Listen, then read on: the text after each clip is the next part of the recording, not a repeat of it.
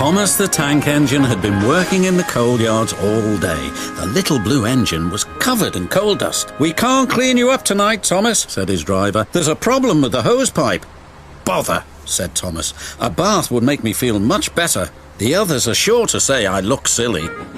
But the engines were too busy arguing to notice Thomas. James was talking loudest of all. "I deserve a new coat of paint. The Fat Controller says I'm the pride of the line and—" "Rubbish," huffed Henry. "We're all the pride of the line."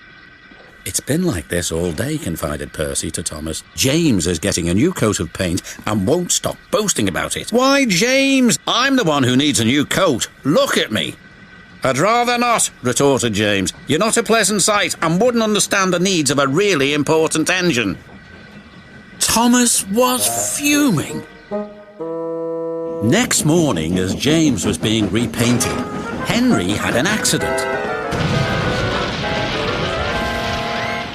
"If you can't push trucks properly, Henry, why not talk to a tree instead? You know how much you like the forest." "As a matter of fact, Bossy Boiler, the Fat Controller is inspecting the island for trees that are too close to the line. He's worried they might cause trouble." "Pah!" laughed James. "If I came upon a tree, I'd just push it aside." "Really?"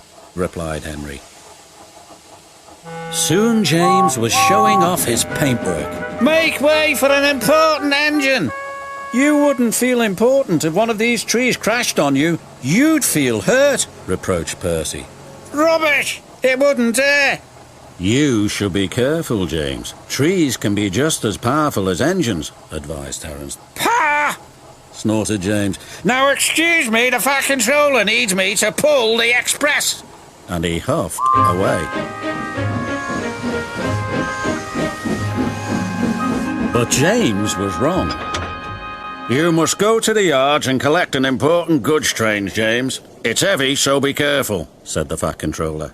"But sir, I've just been repainted. Can't Thomas or Percy do it? They're dirty and like working with trucks." Really useful engines don't argue. So James didn't. By the time he arrived at the yards, the weather had changed for the worse. "Your colour's nice, James. Pity about your face, though," said a truck. James ignored them and set off.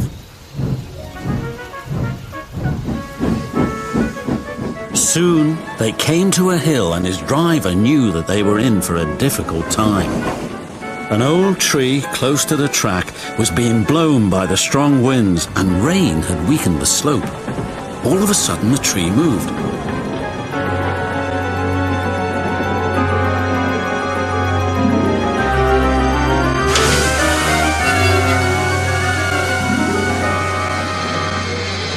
"Ooh, help!" cried James. "Go away!" But of course the tree couldn't. James tried to reverse away from the tree, but his train was too heavy. Then he heard a whistle. "It's Thomas," called his driver. James felt embarrassed and worried that Thomas would laugh at him, but Thomas didn't. He knew that this was no time for teasing. "Beep, beep, I'm ready," whistled Thomas. "So am I," James replied. "As ready as I'll ever be."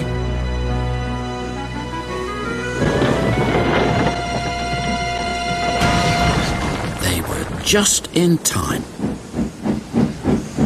Later, James spoke to Thomas. "Percy and Terence were right to warn me," he said. "Thank you for rescuing me, Thomas." "Oh, that's all right. We engines must pull together, whatever the weather." Just then, Edward bustled in. "The Fat Controller thinks you're both brave engines. Thomas, you're going to have a new coat of paint, and James, the Fat Controller says that tomorrow you'll pull the Special Express." Everyone was very happy.